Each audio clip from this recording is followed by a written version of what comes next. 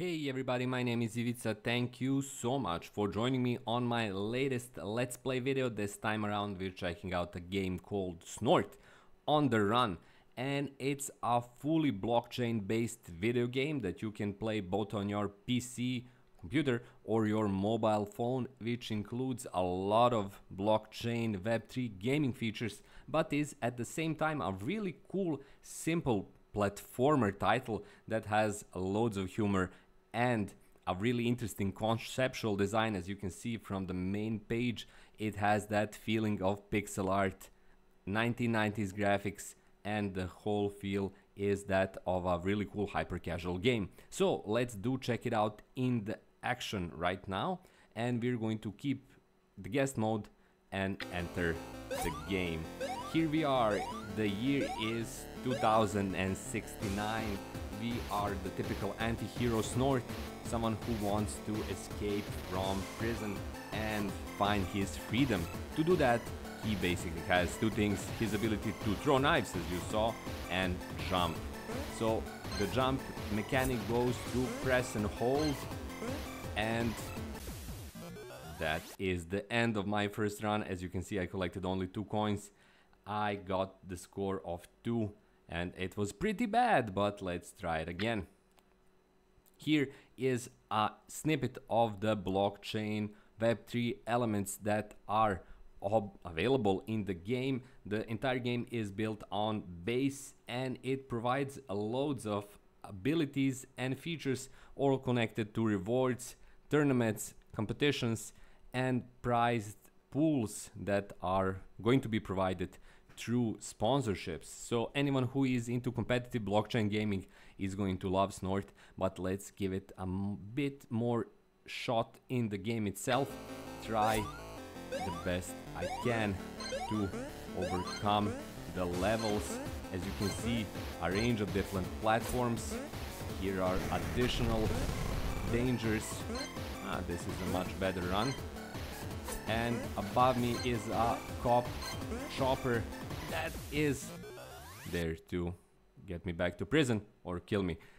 9 coins, which isn't bad, or at least it's much better than my first attempt. So let's see another feature of the game which is still being developed and expanded, and that is the leaderboard. As you can see, there is the ability to enter tournaments. You see a few other players, but this is going to be populated pretty fast, pretty soon, because there is a lot of things to expect in the game. Let's do another run. The knife part is in the game because it features enemies as well. I'm likely going to show one soon. As you can see, I destroyed this obstacle. I'm overshot it, but there are enemies and the game expands and evolves as you continue to play. Here's the first enemy. I'm able to overcome it, but I'm jumping straight into the fire. Again, score 8, not bad. Later on, you get a chance to ride on a rocket ship and do much more, including enter boss fights, which are going to be pretty demanding, I'm sure. This was a pretty awful run.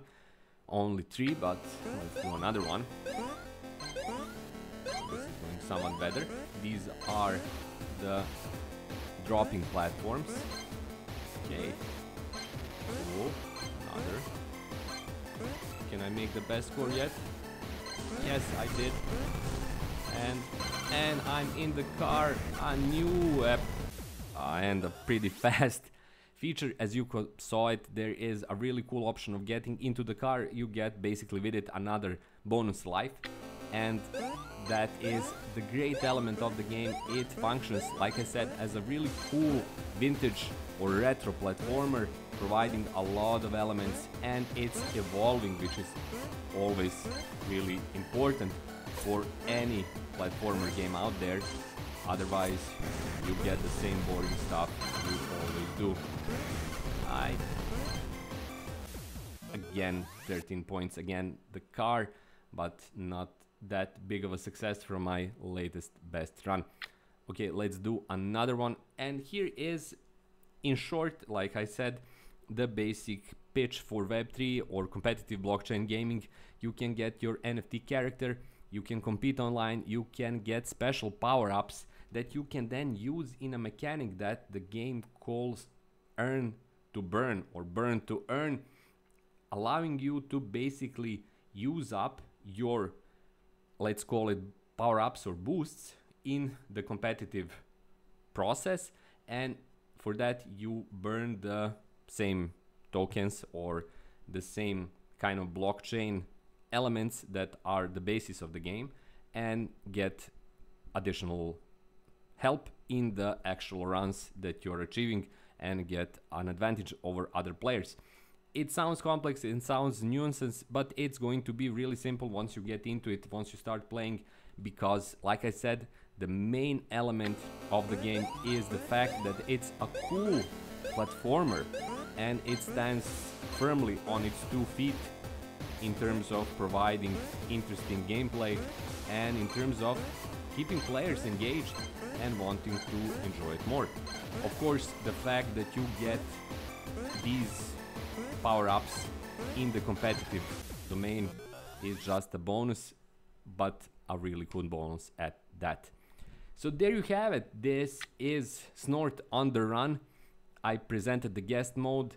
It's a really interesting game. It's a really competitive and addictive game. A lot of mobile games say that, but in this case, as you can see yours for yourself, I got that crucial moment where I unlock further abilities with the hover car that I got at some point, and that is kind of pushing you to play further, providing that sense of fun, providing that sense of challenge.